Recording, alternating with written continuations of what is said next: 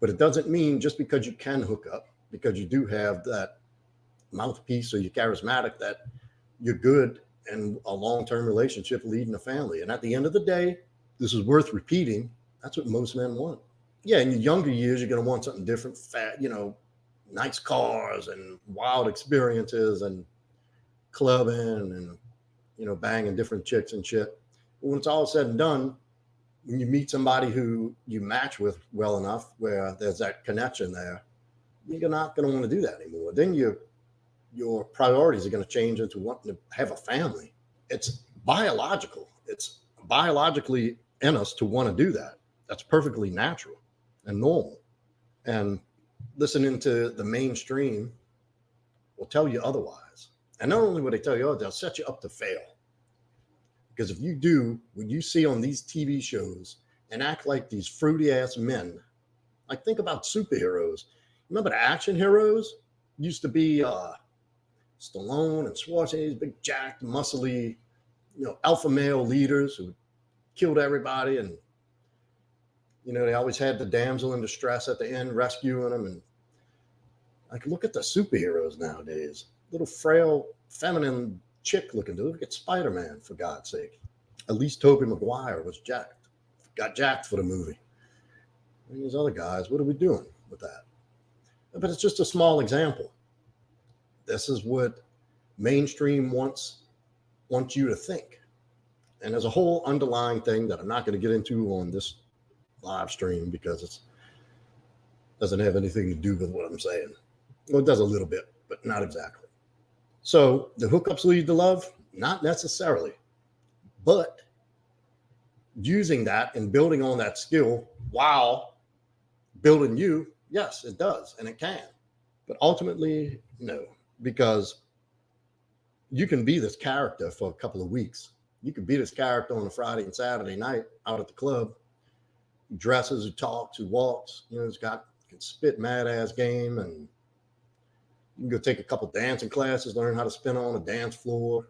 You can have enough cash where you can look flashy and treated good for the night. What can you do long term when shit goes south?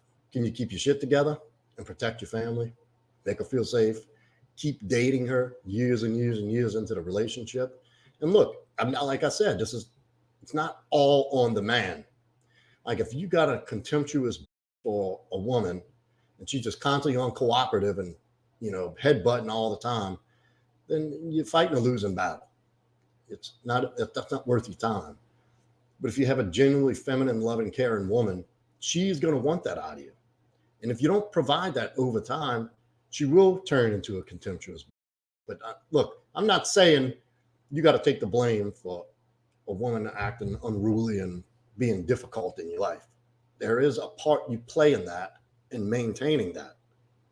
If she is not like that in the beginning, she's feeding off of what you're putting out to her. And that's important because let me tell you something.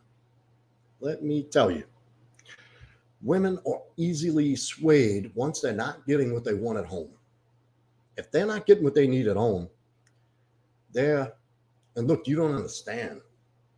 With social media nowadays, especially, golly, God bless, they got dicks coming at them from every different direction, especially if you got a hot, sexy woman. Like they just constantly getting barraged with dicks. Leave her to feel unfulfilled for a little while. And watch one of these Don Juans come sneaking up through the back door. And he's a great listener. He knows exactly what, so he understands me. I feel such a connection. And this dude just like, yep, got her. Like a tiger about to pounce a wounded antelope running around a prairie. Just waiting to pounce. And she'll go for it. So it's detrimental. And that should be something you would strive to be as a well-integrated, well-rounded man.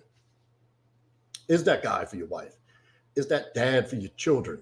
To give your daughter an example of what she should do and she should marry, what your son should be and what he should strive to be like. There's no better feeling in the world than when your son comes to you and asking you about things and it seeks your guidance and direction. So it's your obligation, it's your responsibility given to you by God that you are that guy? Do you want other people influencing your children? I see people now who have no say so in their kids' lives. They influenced by TV and TikTok. So yeah, why wouldn't you want to put yourself in the best possible position to put your family in the best possible position? You know what I mean?